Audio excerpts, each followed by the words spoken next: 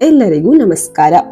ಭಾರತ ಮತ್ತು ಜಗತ್ತಿನ ಇತರೆ ದೇಶಗಳಲ್ಲಿನ ಅದ್ಭುತಮಯ, ವಿಸ್ಮಯಕಾರಿ ಹಾಗೂ ನಿಗೂಢವಾದಂತಹ ಅನೇಕ ಪ್ರದೇಶಗಳ ಬಗ್ಗೆ ಮಿಲೇನಿಯಂ ಸರಣಿಯ ದೇಶ ವಿದೇಶ ಎಂಬ ಪುಸ್ತಕ ಮಾಲಿಕೆಯಲ್ಲಿ ತೇಜಸ್ವಿಯವರು ಮಾಹಿತಿಯನ್ನು ನೀಡುತ್ತಾರೆ. 4 ಭಾಗಗಳನ್ನು ಹೊಂದಿರುವ ಈ ಮಾಲಿಕೆಯ 3ನೇ ಪುಸ್ತಕದ ಮುನ್ನುಡಿ ಇಂತಿದೆ.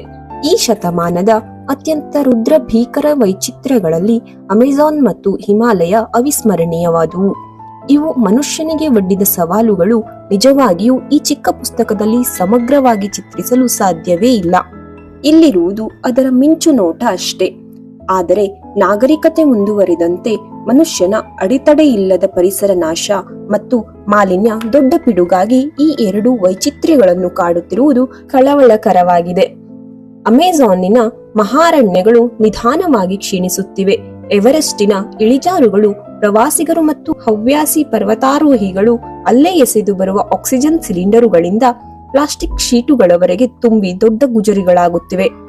ಒಂದು ಕಾಲದಲ್ಲಿ ಮನುಷ್ಯನಿಗೆ ಎದೆನಡಗಿಸುವ ಸವಾಲುಗಳಾಗಿದ್ದ ಹುಲಿ ಸಿಂಹಗಳಿಗೆ ಇಂದು ನಾವು ರಕ್ಷಣೆ ಕೊಟ್ಟು ಸಾಕಬೇಕಾದ ದುಸ್ಥಿತಿ ಒದಗಿದಂತೆಯೇ ನಮ್ಮ ಹಿಮಾಲಯ, ಅಮೆಜಾನ್, ಧ್ರುವ ವಲಯ, ಮಹಾಸಾಗರಗಳು ದುಸ್ಥಿತಿಗೆ ಒಳಗಾದರೆ ಅದು ಮುಂಬರಲಿರುವ ನಮ್ಮ ದುಸ್ಥಿತಿಯ ಮುನ್ನುಡಿಯಷ್ಟೇ.